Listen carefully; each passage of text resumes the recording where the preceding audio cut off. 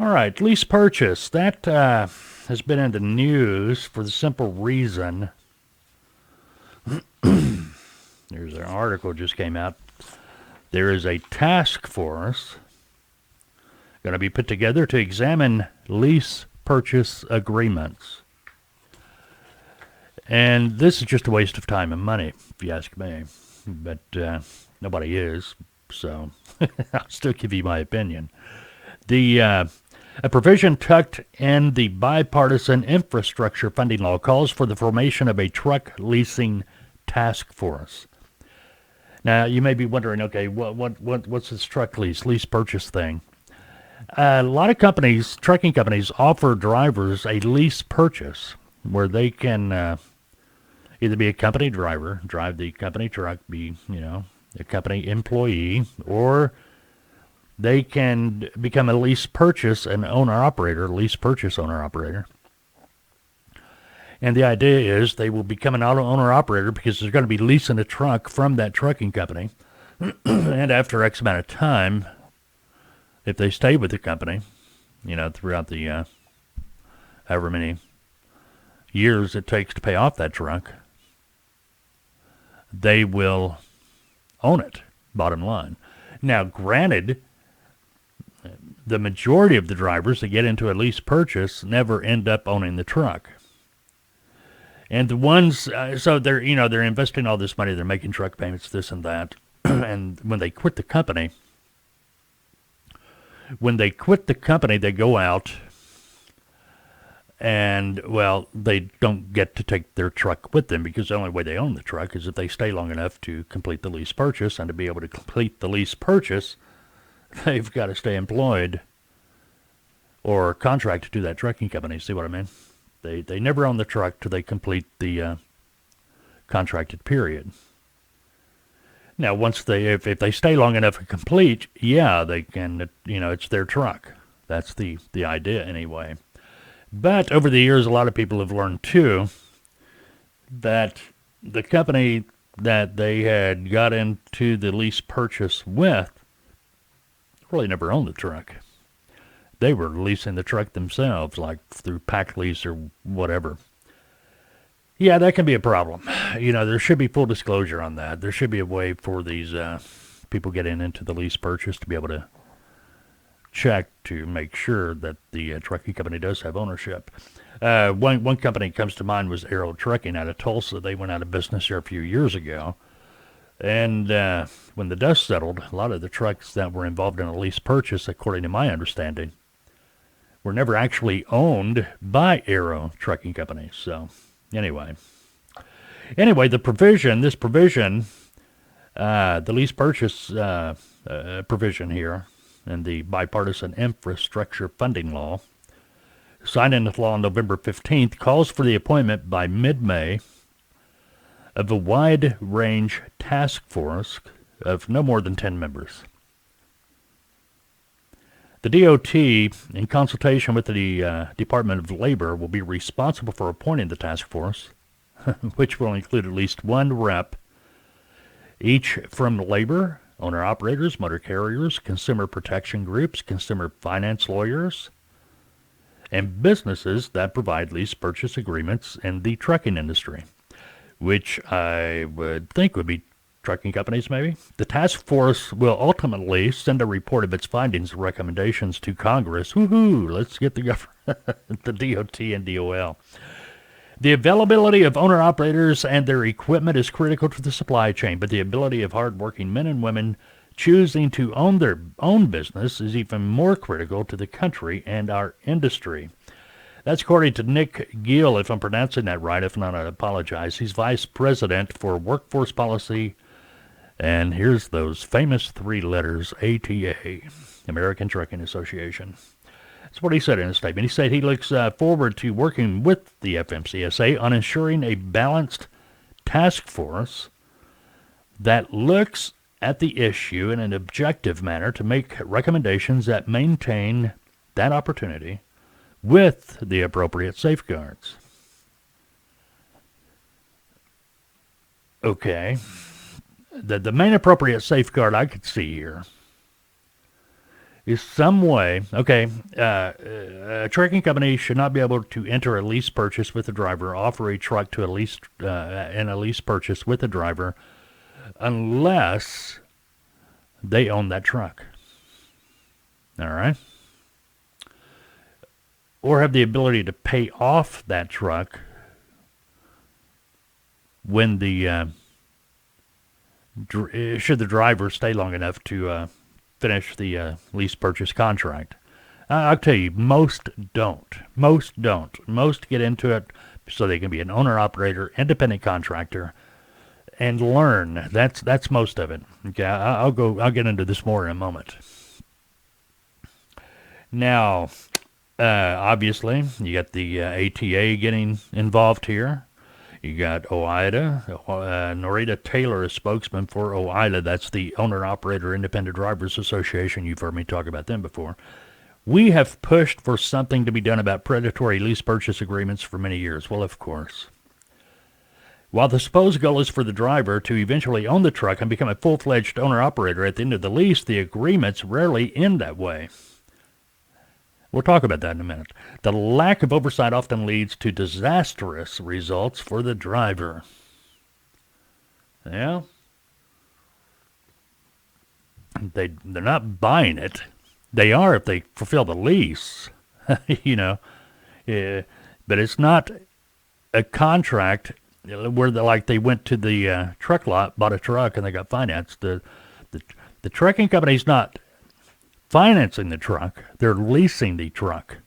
Now, if you finish the contract and made all your payments, and then at the end of the lease it'll be your truck. That's how the contracts are written. So anyway, here we got ATA getting in here, saying the ATA is just acting like they plan on being at the table. OIDA, they're hoping to be at the table. Going on specifically, the law calls for task force to examine common truck lease arrangements available to commercial motor vehicle drivers, including lease purchase agreements, whether any inequitable terms and agreements affect whether a vehicle is kept in a general state of good repair, and the impact of truck leasing agreements on the net compensation of commercial motor vehicle drivers, including port drayage drivers. Okay, in a lease purchase agreement, the owner-operator is taking full control, owner-operator responsibilities of the truck. It's their truck. It's their truck to make sure it's maintained. Bottom line. Obviously, if the driver's not maintaining the truck, the trucking company can step in and maintain it for them and charge it back to the driver, because that is the driver or the lease purchase owner-operator's responsibility to maintain that truck. I'm talking about, oil changes, tires, things, repairs, things of that nature. So if they're talking about making the trucking company responsible for upkeep, they're nuts.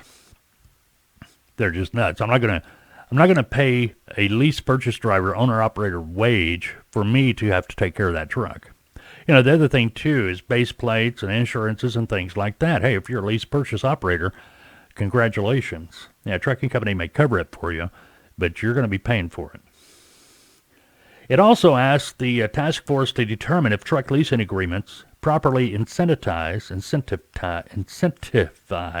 I can't talk today, incentivize the safe operation of vehicles, including driver compliance within the hours of service regulations, and laws governing speed and safety generally. The law also asks the task force to explore if lease agreements allow drivers to earn a rate commensurate with other commercial motor vehicle drivers performing similar duties. In other words, are they getting paid the same as a regular owner-operator?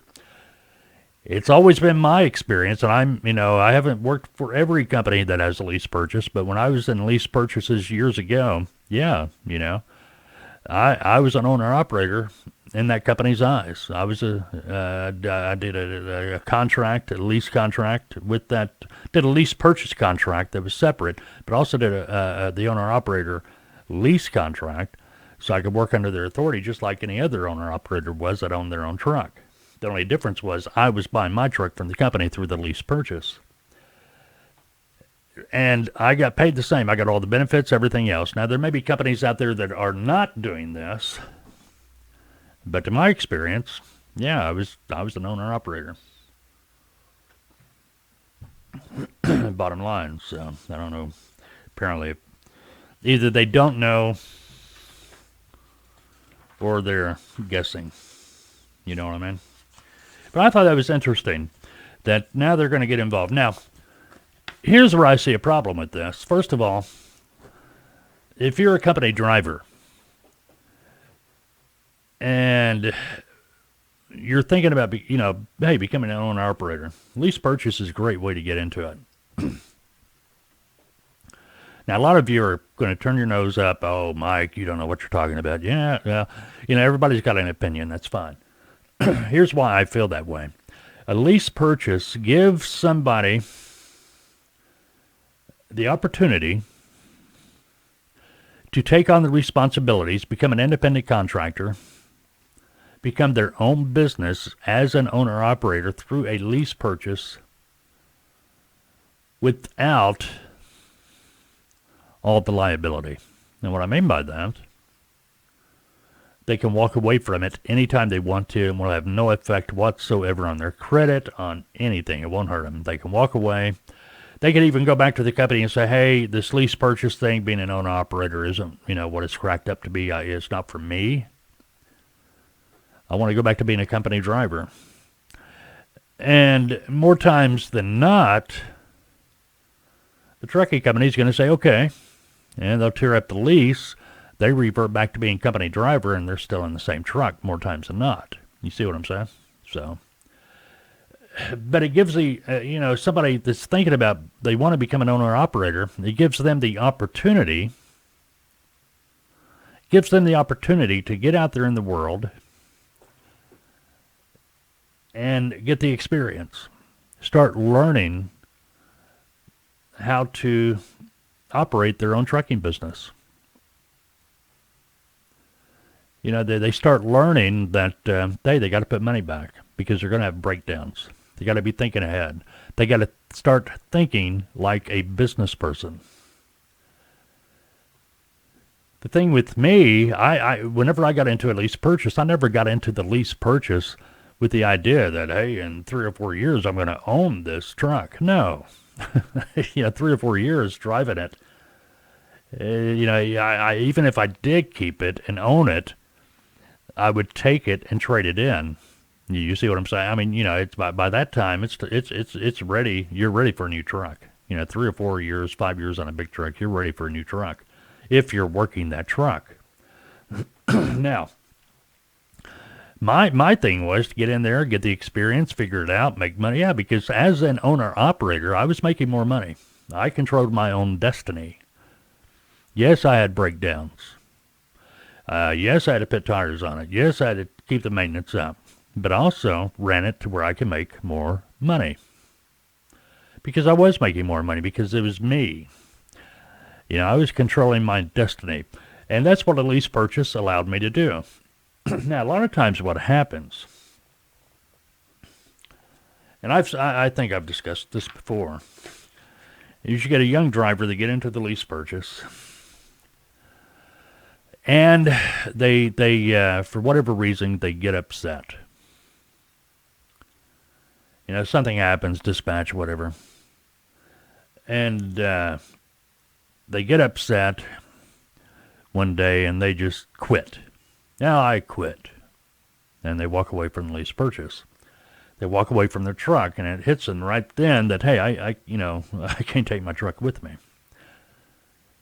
And more times than not, it's going to be pride that keeps them from going back, or, from the beginning, they already had it in their head. They didn't care. They kind of had it in their head. They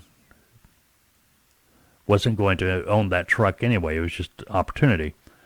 And, to tell you the truth, the drivers I have come across, it could be a trucker story, but more drivers from Prime Trucking up there in Missouri, I've heard more of them say that, this is my second lease, this is my third lease.